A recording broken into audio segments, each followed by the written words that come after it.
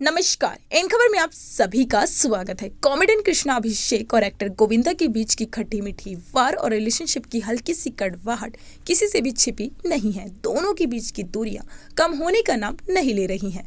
मामा भांजे की यह जोड़ी अपने बीच की गलतफहमी को दूर करने की हर कोशिश कर रही है। हाल ही में एक इंटरव्यू में कृष्णा अभिषेक ने अपनी इच्छा जाहिर करते हुए कहा कि मैं उम्मीद करता हूं कि मामा संग दूरियां जल्द से जल्द खत्म हो जाए। कृष्णा अभिषेक ने कहा कि मामा गोविंदा ने कुछ चीजें ऐसी कही जिन्हें सुनकर मुझे गुस्सा आया, क्योंकि आखिरकार हम है तो एक परिवार ही ना। कृष्णा और गोविंदा के बीच दूरियां साल 2016 से हैं।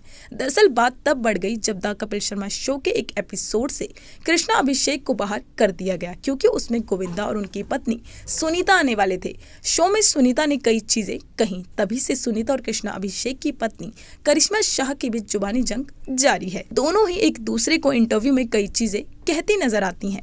हाल ही में इंडियन एक्सप्रेस को दिए इंटरव्यू में कृष्णा अभिषेक ने बताया कि मामा गोविंदा संग पैदा हुई दूरियां कोई पब्लिसिटी स्टंट नहीं है और ना ही लोगों के लिए यह कॉमेडी हो सकती है।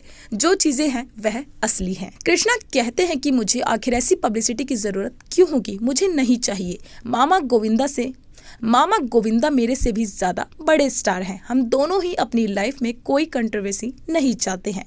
हम दोनों के लिए यह खतरनाक हो सकती है। कई बार चीजें हमारे हाथ से बाहर चली जाती हैं। मैं मानता हूं कि उनके कुछ स्टेटमेंट्स को सुनकर मुझे गुस्सा आया था और दुख भी हुआ था। मैंने उनका जवाब दिया और वह न्यूज़ बन गई।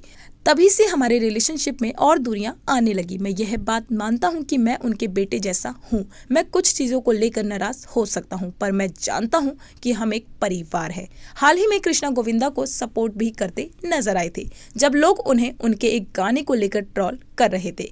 कृष्णा ने कहा कि कोई फर्क नहीं पड़ता, लोग चाहे जितना भी मामा को ट्रोल कर ले, कुछ भी कह ले, वह अभी भी बेस्ट है। गोविंदा के अंदर आज भी एक आग है और वह शानदार चीजें कर सकते हैं। वह हमेशा से मेरे हीरो रहे हैं, इंस्पिरेशन रहे हैं और मैं हमेशा उन्हें इसी तरह देखता रहूंगा, फिर चाहे कुछ भी क्यों ना हो जाए। तो ऐसी ही खबरों पर रहेगी हमारी नजर। आप देखते रहिए इन खबर चैनल को सब्सक्राइब करें।